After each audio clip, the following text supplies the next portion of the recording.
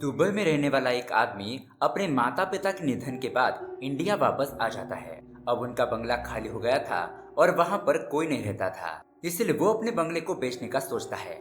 लेकिन जो भी उस बंगले को खरीदने के लिए वहां पर आता है, उनके साथ पैरानॉर्मल घटनाएं होने लगती है। तो अब यही बात पूरे शहर में फैल जाती है कि वो एक भूत बंगला है, इसीलिए बंगले को खरीदने के लिए कोई तैयार नहीं होता। लेकिन चार दोस्त मिलकर ये डिसाइड करते हैं कि हम 3-4 दिन उस बंगले में रहकर ये साबित कर देंगे कि उस बंगले में कोई भी भूत नहीं है, और इसके बदले में उन्हें 10% कमीशन भी मिलने वाला था। लेकिन ये लोग इस बात से अनजान थे कि उस बंगले में एक नहीं बल्कि 4-4 आत्माएं रहती है। तो दोस्तों, ये आत्माएं वहां पर कैसे आई और आखिर उनका मकसद क्या है, यही देखेंगे हम आज की हॉरर कॉमेडी मूवी में। इस कहानी के क्लाइमैक्स में आपको एक जबरदस्त ट्विस्ट भी देखने को मिलेगा, इसीलिए दोस्तों वीडियो को एंड तक जरूर देखना। तो दोस्तों, मेरा नाम है किरण और आप देख रहे हैं हॉरर बॉक्स हिंदी। अगर आपको भी ऐसे ही साउथ के हॉरर मूवीज देखना पसंद है तो हमारे चैनल को सब्सक्राइब जरूर कीजिए, क्योंकि हम आपके लिए ऐसे वीडियोस लाते रहते हैं। तो चलिए बिना किसी देरी के शुरू करते हैं आज की कहानी। कहानी की शुरुआत होती है दुबई से, जहां पर हम श्रवण कुमार नाम के एक आदमी को देखते हैं। वो टीवी पर इंडिया के केरला स्टेट में तूफान बारिश की न्यूज देखकर बहुत ज्यादा परेशान हो रहा होता है। न्यूज में ये बताया जाता है कि मौसम बिगड़ने की वजह से बहुत सारी जगहों पर जोरदार बारिश हो रही है। बाढ़ आने की वजह से तीर्थ यात्रा पर गए कई लोगों की मौत भी हो गई है और कई लोग तो जख्मी हालत में है। तभी श्रवण को इंस्पेक्टर देव का कॉल आता है। वो उससे पूछता है कि मेरे पेरेंट्स के बारे में तुम्हें कुछ पता चला। इंस्पेक्टर देव बताता है कि हम उन्हें ढूंढने की कोशिश कर रहे हैं, जैसे हमें कुछ खबर मिलती है मैं तुम्हें बता दूंगा। यहाँ रेखा श्रवण के पास आती है और उसे कहती है कि तुम टेंशन मत लो, मम्मी पापा ठीक ही होंगे। जिस पर श्रवण कहता है कि मेरे मना करने के बावजूद भी वो दोनों तीर्थ यात्रा पर चले गए। अब मैं इसे हाथ पर हाथ धरे यहाँ पर बैठ नहीं सकता, मुझे इंडिया जाना ही होगा। और हम देखते हैं कि फ्लाइट से वो इंडिया आ जाता है। इंस्पेक्टर देव ने बताता है कि हमें तुम्हारे माँ बाप के बारे में कुछ पता नहीं चला, लेकिन तीर्थ यात्रा पर गए कुछ लोगों की डेड बॉडीज हमें मिली है, एक बार तुम उन्हें देख लो। और ये दोनों एक रूम में पहुंचते हैं। वहाँ पर रखी डेड बॉडीज को देखकर श्रवण बहुत ज्यादा दुखी हो जाता है और फूट फूट कर रोने लगता है। मतलब कि उसके माँ बाप अब इस दुनिया में नहीं रहे। अब उसके बाद सीन शिफ्ट होता है श्रवण के बंगले की तरफ। हम देखते हैं श्रवण देव से कहता है कि अब मेरे माता पिता यहाँ पर नहीं रहे तो मैं यहाँ पर रहकर क्या करूँगा। मैं इस बंगले को बेचकर हमेशा के लिए दुबई चला जाऊंगा। देव, तेरे अलावा यहाँ पर मैं किसी को नहीं जानता, प्लीज इस घर को बेचने में मेरी मदद कर दे।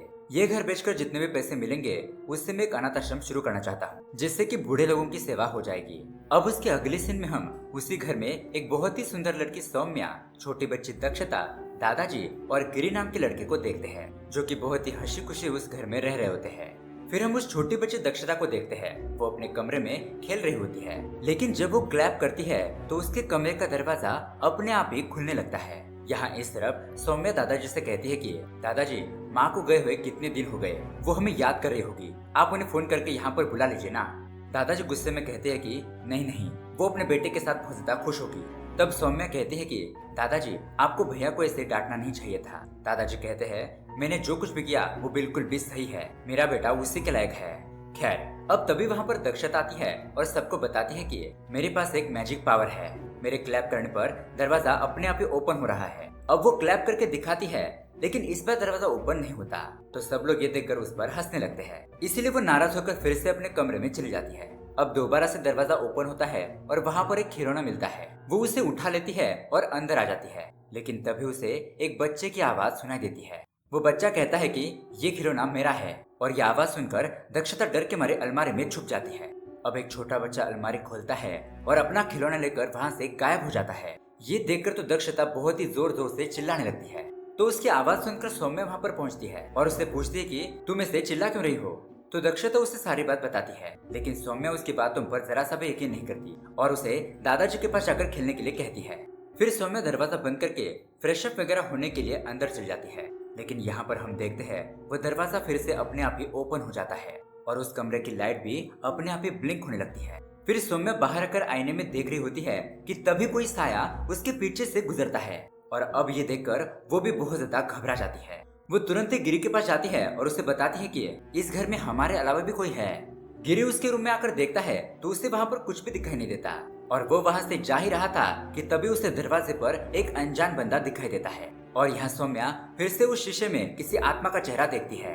यहाँ सिर्फ दादाजी और दक्षता खेल रहे होते हैं और तभी दक्षता को कुर्सी पर एक औरत की आत्मा दिखाई देती है। अब इन आत्माओं को देखकर ये सभी लोग बहुत ज्यादा डर जाते हैं और दोस्तों हम देखते हैं कि ये चारों आत्माएं उस घर से भाग जाती है। उसके बाद उस बंगले में इंस्पेक्टर देव और दो लोग आते हैं और देव उस ब्रोकर से कहता है कि यहाँ पर भूत है ऐसी झूठी अफवाह फैलाकर तुम इस बंगले की वैल्यू कम करना चाहते हो। ब्रोकर कहता है कि नहीं साहब, सच में इस घर में भूत है।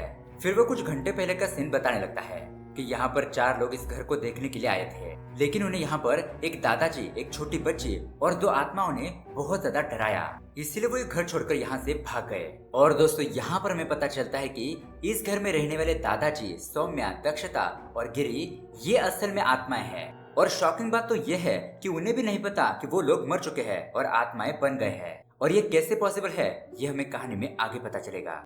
अब यहाँ पर इंस्पेक्टर देव चालाकी दिखाते हुए उस ब्रोकर से कहता है कि इस घर में भूत है या नहीं ये मुझे नहीं पता, लेकिन तुम यह अफवाह पूरे गांव शहर में फैला दो, जिस वजह से इस घर को कोई नहीं खरीदेगा और इसमें फायदा मेरा होगा। अब उसके बाद इंस्पेक्टर देव शेखर अन्ना को कॉल करता है और उसे बताता है कि मैंने इस बंगले में भूत है ऐसी अफवाहें फैला दी है। अब इस बंगले की प्राइस बहुत ज्यादा कम हो जाएगी और हम इस बंगले को खरीद लेंगे। अब दोस्तों इनकी ये सारी बातें वो आत्माएं सुन लेती है। यहाँ बाहर वो ब्रोकर श्रवण के पास आकर कहता है कि बाप रे बाप, इस बंगले में तो भूत रहते हैं, मैं इस बंगले को बेच नहीं पाऊंगा। ऐसा कहकर वो वहाँ से चला जाता है। श्रवण कहता है कि ये आदमी क्या बकवास कर रहा है, क्या ऐसा भी हो सकता है। इंस्पेक्टर देव कहता है कि तुम इसकी बातों पर यकीन मत करो, मेरे पास एक दूसरा आदमी है, वो हमारी मदद जरूर करेगा। अब उसके बाद सीन शिफ्ट होता है एक बार में, जहाँ पर हम रघु नाम के एक वेटर को देखते हैं। और दोस्तों यही हमारी कहानी का मेन किरदार है। खैर अब वहाँ पर पल्ली नाम का एक आदमी आता है। 9 बजने के बाद वो दारू की बोतल पूरी तरीके से गटक जाता है और नशे की हालत में अपने 2 लाख रुपए जुए में हार जाता है। अब ये बात देखकर रघु को बहुत ज्यादा बुरा लगता है, इसलिए वो अपने मालिक शेखर अन्ना से जाकर कहता है कि सर प्लीज पल्ली के पैसे वापस मिल सकते हैं क्या, उसे अपने बेटे के हार्ट का ऑपरेशन करना है। लेकिन शेखर अन्ना कहता है कि तू वेटर है ना, तो वेटर का ही काम कर, चल जा यहाँ से। अब इसके अगले सीन में हम देखते हैं श्रवण और इंस्पेक्टर देव उसी शेखर अन्ना से मिलते हैं। शेखर अन्ना कहता है कि मैं उस बंगले को खरीदने के लिए तैयार हूँ, लेकिन इसके लिए मैं सिर्फ 1 करोड़ रुपए ही दूंगा। लेकिन श्रवण कहता है कि ऐसा कैसे, 5 करोड़ रुपए की प्रॉपर्टी का आप सिर्फ 1 करोड़ रुपए देंगे, आप इतना कम रेट लगाओगे तो कैसे चलेगा। शेखर अन्ना कहता है कि वो एक भूतिया बंगला है, ऐसी बात मुझे सुनने में आई है, इसीलिए मैं उस बंगले के 1 करोड़ रुपए भी दे रहा हूँ ना, यही तुम्हारे लिए बहुत बड़ी बात है। ऐसा कहकर वो उठकर वहाँ से चला जाता है। श्रवण देव से कहता है कि अरे ये तो नाराज हो गया, उसे जाकर पूछो कि वो बेस्ट क्या दे सकता है। लेकिन तभी वहाँ पर श्रवण के पास रघु आता है और कहता है कि साहब मैंने आपकी पूरी बातें सुन ली है, आप इतने कम रेट में उस बंगले को मत बेचिए, मैं आपको इससे बढ़िया रेट में वो बंगला बेच कर दे दूंगा। श्रवण कहता है कि लेकिन लोग तो कह रहे हैं कि वो एक भूत बंगला है, तो तुम उस बंगले को कैसे बेचोगे। रघु कहता है कि सर मेरे कुछ दोस्त है, अगर वो लोग वहाँ पर 3-4 दिन रहेंगे तो ये अफवाह खत्म हो जाएगी कि उस घर में भूत है और फिर आप उस घर को बढ़िया रेट में बेच सकते हैं। तो अब श्रवण को भी ये आइडिया बहुत ज्यादा पसंद आता है। वो कहता है कि अगर तुमने इस तरीके से ये घर बेच दिया तो मैं तुम्हें 10% कमीशन दूंगा। और ये बात सुनकर रघु भी खुश हो जाता है और अपने 3 दोस्तों को उस बंगले में भेज देता है। अब उससे अगले सीन में हम देखते हैं ये 3 दोस्त उस बंगले में आते हैं। उनमें से एक न्यूज रिपोर्टर बंटी होता है और बाकी के 2 लोगों का नाम होता है श्याम भाई और धीरू भाई। अब दोस्तों भूतिया बंगले में आने के बाद उनके साथ होना क्या था, वो आत्माएं उनके ऊपर हमला करने लगती है, मतलब कि दादाजी की आत्मा बंटी को डराने लगती है। यहाँ धीरू भाई एक जगह से जा रहा होता है तो उसकी परछाई दीवार पर ही रुक जाती है और धीरे धीरे वो परछाई आत्मा का रूप लेकर सौम्या उसे डराती है। यहाँ अपना श्याम भाई तो एक रूम में मस्त आराम कर रहा होता है, लेकिन तभी अचानक उस रूम में जितने भी खिलौने होते हैं वो उसके ऊपर हमला करने लगते हैं। यहाँ दूसरी तरफ पल्ली रघु के घर पर आता है और उसे कहता है कि अरे यार मेरे 2 लाख रुपए वापस लेने में मेरी मदद करना। रघु कहता है कि तुम्हें नशा करने के लिए किसने कहा था, और ऊपर से तुमने जुआ खेला और सारे पैसे गंवा दिए, अब इसमें मैं तुम्हारी कोई भी मदद नहीं कर सकता। लेकिन तभी वहाँ पर पल्ली की पत्नी और उसका बेटा आता है। वो रघु के सामने हाथ जोड़ने लगती है और कहती है कि मेरे बेटे का ऑपरेशन करवाना है और उसके लिए हमें पैसों की सख्त जरूरत है, प्लीज आप हमारी मदद कीजिए। तो अब उनकी ऐसी हालत देखकर रघु को बहुत ज्यादा दया आती है और वो कहता है कि ठीक है मैं देखता हूँ क्या कर सकता हूँ। अब उसके बाद रघु, श्रवण और देव उस बंगले में आते हैं तो रघु के दोस्तों डर के मारे वहाँ से भागने लगते हैं। ये देखकर देव कहता है कि मैंने तो तुमसे पहले ही कहा था कि इन लोगों से कुछ नहीं होगा। तब रघु कहता है कि सर प्लीज मुझे एक और मौका दे दीजिए। श्रवण कहता है कि मैंने तो तुम्हें मौका दिया था, लेकिन उसका कोई फायदा नहीं हुआ। तब रघु कहता है कि सर प्लीज मैं खुद इस घर में रहकर दिखाऊंगा, तब तो आप मानेंगे ना। अब ये बात सुनकर श्रवण उसे एक और मौका दे देता है। अब उसके बाद हमें रघु के दोस्त राजा और गार्ड सुरेश की कहानी दिखाई जाती है। अब राजा की बात करें तो उसका एक हेयर कटिंग का सैलून होता है और उसे फिल्म देखना और फिल्मों में काम करना बहुत ज्यादा पसंद था।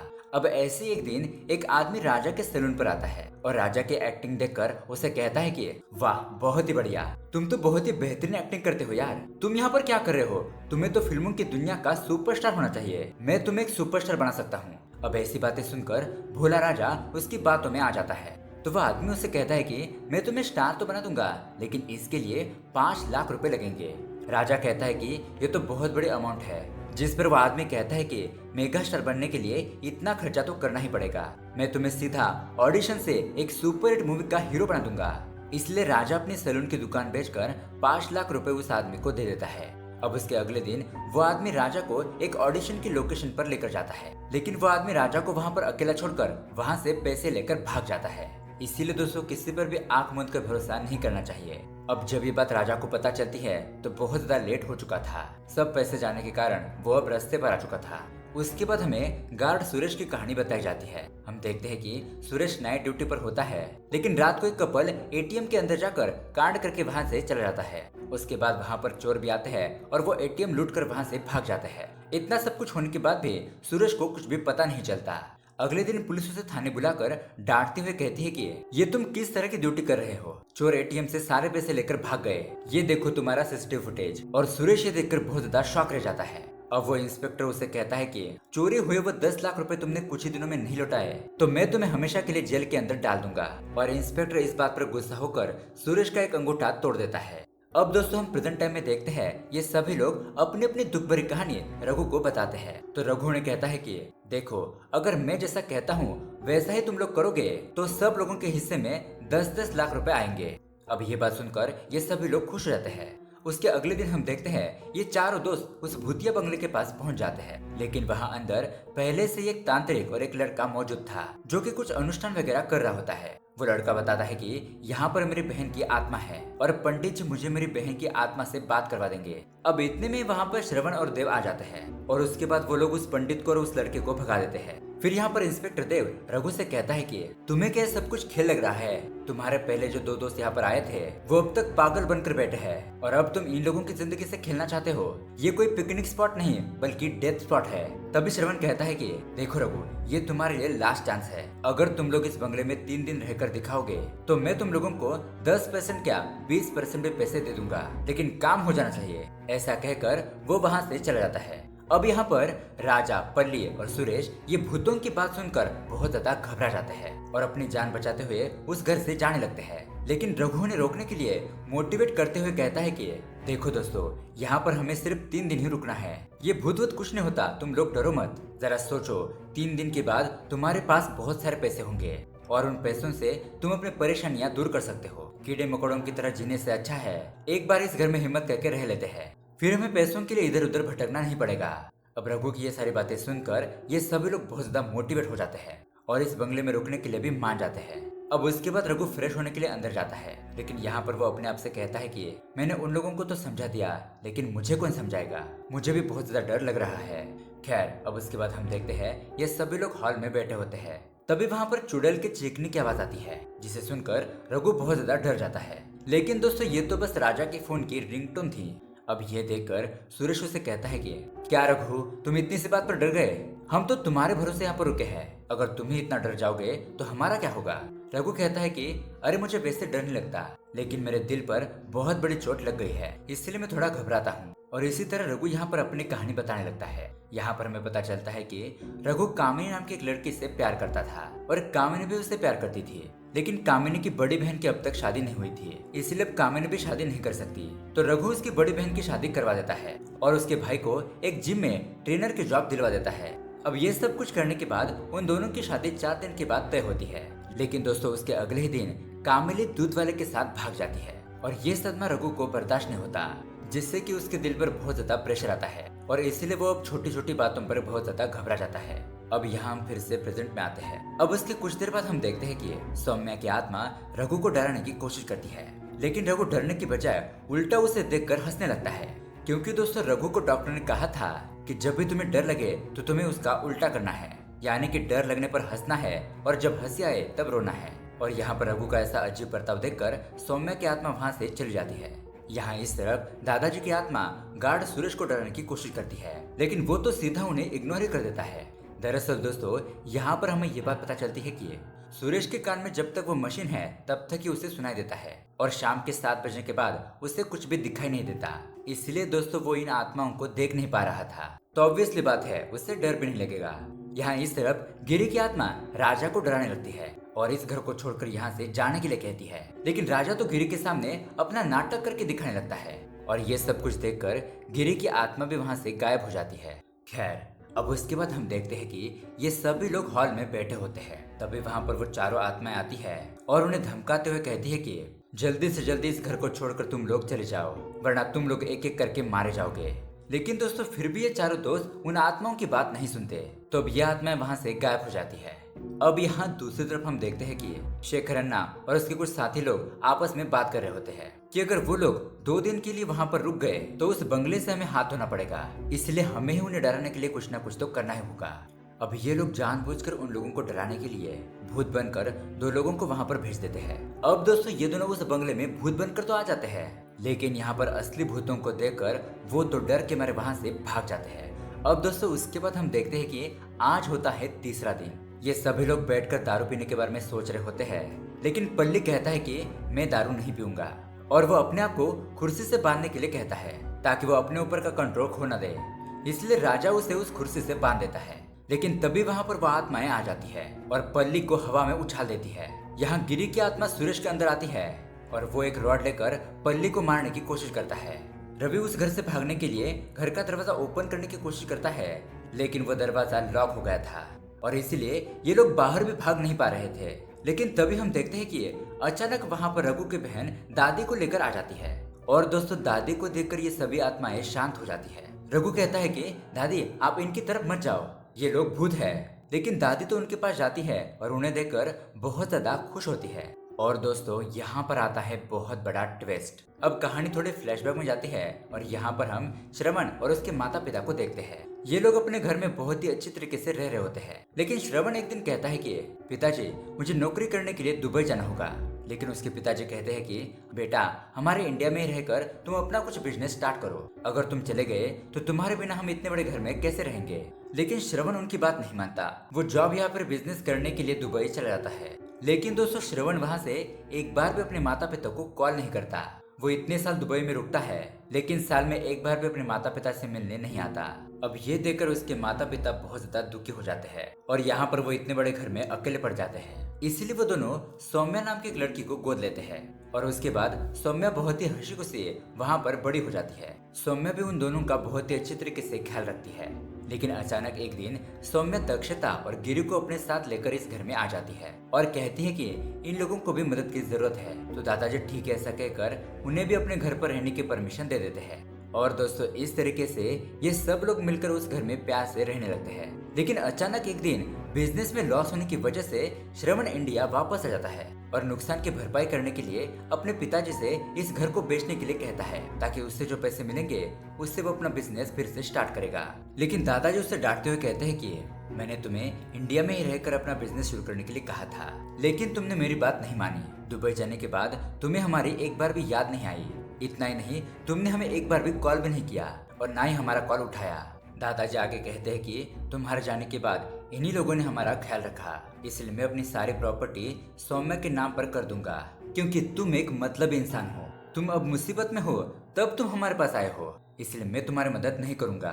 तुम्हारा बिजनेस है, तुम्हें उसे सोचो कि कैसे ठीक करना है। अब ये बात सुनने के बाद श्रवण को बहुत ज्यादा गुस्सा आ जाता है, इसलिए वो रात को जब सब लोग सो रहे होते हैं तो एक साउंड प्रूफ गन लेकर इन सभी लोगों को वो नींद में ही मार देता है। इसलिए दोस्तों उन लोगों को पता ही नहीं था कि वो लोग मर गए हैं और आत्मा बन गए हैं। लेकिन इन सब में दादी वहाँ पर नहीं थी। श्रवण उन मरे हुए सभी लोगों को एक जगह पर लेकर आता है और उन्हें जला देता है, और दादी वहाँ दूर से श्रवण की ये हरकत देख लेती है। अब श्रवण कहीं उन्हें भी ना मार डाले, इसलिए दादी वहाँ से भाग जाती है।